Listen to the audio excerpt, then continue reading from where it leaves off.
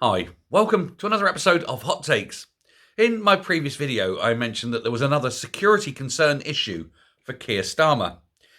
And this one is incredibly serious. This isn't just a security pass to get into number 10, like Lord Ali had. This goes to the very heart of the security of the nation. I mean, we are talking potential treason, potentially having a foreign agent knowingly at the heart of the establishment, dealing with MI5, MI6, GCHQ, the military, sitting in on briefings and then passing that information knowingly to enemies of the state. You'd wonder how this would happen, but of course it is the Labour Party. They don't much care about the United Kingdom or its security. Indeed, they're working to do their very best to destroy it. Why else do they seem so secure and determined to have a fight with Russia? Are they hoping that a few nuclear bombs will go off over here, destroying Britain for once and for all, and with all the elite somewhere else? Nice and safe. Let's get rid of those white British people. The world would be better, perhaps. Who knows? It seems to be European Third World War, doesn't it? They want the whole of Europe to be a nuclear wasteland so that there's no white people left. Seems to be the way of things, but that's a different video for a different day. Kalergi plan, in case you're wondering. But anyway, what we're looking at here is Sue Gray. Now, already a very, very controversial figure. She is someone who really shouldn't be anywhere near power. There are fights within number 10 with other people. She's very unpopular. However, Keir Starmer kisses her ass, which is a very odd way of doing it when you're the Prime Minister. It makes you wonder what she's got on him. But she is now going to be attending National Security Council meetings. She'll be privy to reports at all levels, all the way up to and including Merlin, top secret. The Prime Minister's right-hand woman... Excuse me. Oh, can't wait to get rid of this cold. She'll be reportedly in regular attendance at the weekly meetings of the Security Council. She'll be there in Cobra meetings, all sorts of things. Now, normally these meetings used to be on an ad hoc basis because something would happen that convene a security meeting. The state of the world at the moment, they're having these weekly because, you know, when you're on the build-up to World War III, the nuclear war of Europe, you need to make sure you're on the ball, plus of all the other things. And yet, why is it a concern to have her there? Well, she is very, very closely connected to senior Sinn Féin people, terrorists, in fact, people convicted of that. And this includes former IRA members, and one of whom declared that Sue Gray was his friend in court, as it were, but talking about Downing Street.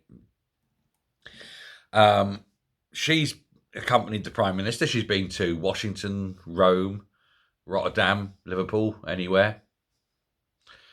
She's been with him. She's been in these meetings, and yet here she is, a massive security threat. Now, she quit Parliament for Westminster 40-odd years ago. She was the one involved in trying to get the prosecution over the John Finucane murder. And yet here she is, chatting away with 5-6 and GCHQ. She is an absolute enemy of the state, in my opinion, carefully putting it. And yet she's rubbing shoulders with people who wish ill of our state. She cannot have passed security briefings. She cannot. If the security service were doing their job, she would have failed it. And so the only reason she's there is that the Prime Minister of this country has overridden those security concerns. It's his right to do so, but is it the wise choice? It makes you query his intentions, although I've had his intentions queried for some time. There was a question asked in the House of Lords just last week about whether she was suitable for the role and about her connection to Irish republicanism. What meetings they wanted to know and what phone calls had the Prime Minister's Chief of Staff had with people who fought against this country? Is she still in contact with Sinn Féin, with terrorists? This all needs to be gone into. And yet it won't, because Starmer will not do that. He will not ask the security service to investigate Sue Gray. I think it's quite clear that Sue Gray should not be anywhere near power, and that indeed a full investigation may well show that she may well, possibly, allegedly, have committed treason if she's handed over any information whatsoever. And I wouldn't put it past her. She's involved in that £310 million redevelopment investment in Belfast. But it's all looking like it's going to the Catholic areas, and it's all going to entirely go to Catholic builders and things. So it's not as though it's unbiased. It's definitely biased. It's very pro one side, not the other. Things like that. So she used to run a pub. Now, people don't know this. For years, she ran a pub in Bandit Country. Bandit Country, for those who don't know, is that area of Northern Ireland that is basically run by Sinn Féin IRA, and where you had to pay a protection racket and sort of thing. And it's where they were strong, and where, it was where there was training and all sorts of things. Bandit Country was very, very Crossmaglen and things like that. And she ran a pub there. And she would therefore have been paying the protection racket money to the IRA. None of this is looking good, is it? None of this is looking good for Sue Gray. And I think it's time the Grey woman was boosted out of power and told to go forth, if not actually arrested, charged and jailed. I don't trust her. I don't think anyone in power now trusts her.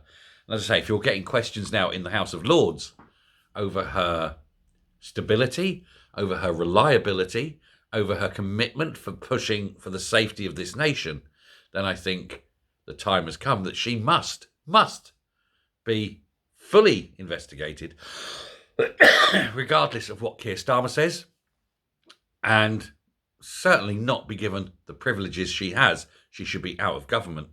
She should be out of Westminster, and she should have a very, very black mark against her name in terms of security concerns. What do? Who can you trust? No one. Certainly not Keir Starmer. His decision-making is definitely questionable. Anyway, leave it there. Thank you very much. Let me know what you think. Speak soon. Goodbye.